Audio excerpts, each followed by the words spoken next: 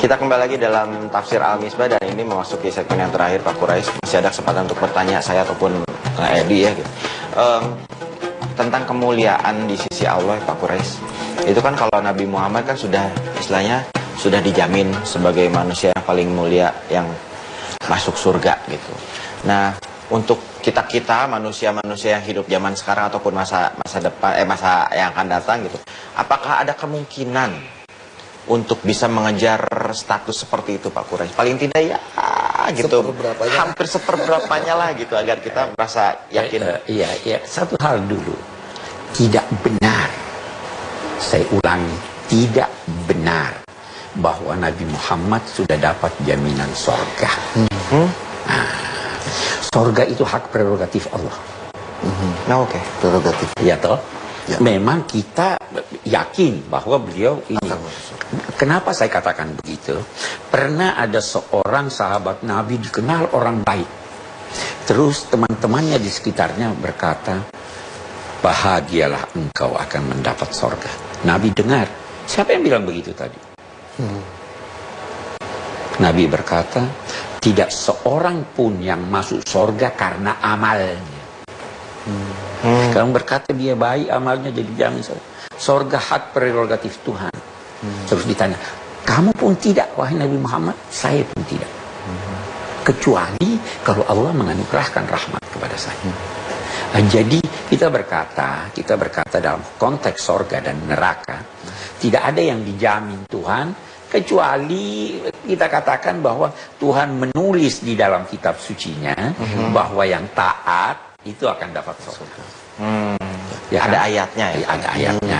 Bahwa Nabi Muhammad akan diberikan sesuatu yang menjadikan beliau itu merasa puas dengan anugerah Tuhan. Kita pahami itu bahwa surga dan apapun yang beliau kehendaki.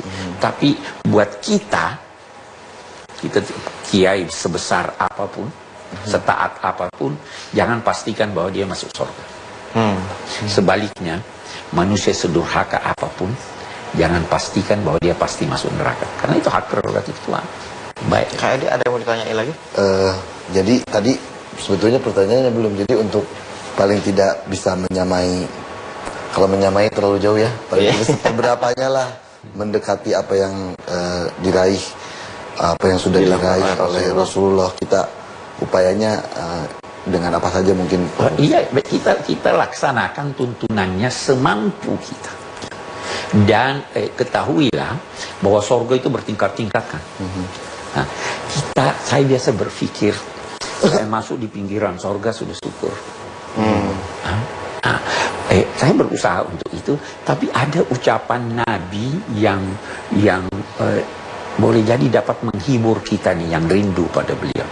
Beliau berkata, seseorang itu akan berada bersama siapa yang dicintainya. Jadi kalau Anda mencintai Rasul, Anda akan bersama dia. Mencintai siapapun, Anda kemungkinan akan bersama dia. Kalau yang Anda cintai orang kafir, Anda akan bersama dia. Karena cinta itu bukan sekedar ucapan. Siapa yang mencintai seseorang, dia akan patuh kepadanya. Dia akan berkorban untuknya. Itu kan tanda cinta. Dia akan selalu menyebut-nyebut namanya. Kita kalau jatuh cinta pada satu gadis, bagaimana? Anda tidak lihat keburukannya. Anda selalu menyebut-nyebutnya. Anda rindu ingin dekatnya. Begitu. Saya kira itu mungkin bisa mengantar kita dekat kepadanya atau ini. Baik, Pak Quraisy, mungkin sekarang waktunya untuk memberikan kesimpulan dari kita pembicaraan hari ini. Oke. Kita punya kesimpulan. Al-Isra yang dimulai ayat ke-70 ya, Pak? Mulai ayat ke-70. Baik.